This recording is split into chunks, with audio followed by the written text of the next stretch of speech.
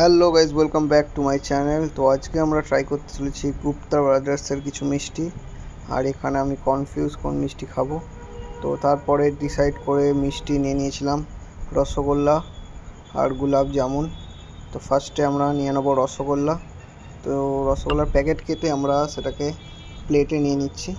আর সেমভাবেই আমরা গুলাব জামুনটাকেও নিয়ে নেব প্লেটে। আর দুটোকে নিয়ে আরামসে বসে বসে রসগোল্লাটাকে ফার্স্টে টেস্ট করব। তো সাইজটাও বেশ বড় রসগোল্লার, আর টেস্টটাও খুব ভালো। এবার আমরা ট্রাই করতে চলেছি গুলাব জামুন। তো গুলাব জামুনটাও সাইজটা বেশ ভালোই বড় ছিল আর পুরো লাল টকটকে। তো ফার্স্টেই যখন গুলাব জামুনটা মুখে দিলাম, মুখে দেওয়ার পর ওটা আলাদাই টেস্ট ছিল, আর ভেতর দিকটা হলুদ ছিল। তো খেতে বেশ মজাই লাগছিলো। তাই আস্তে আস্তে করে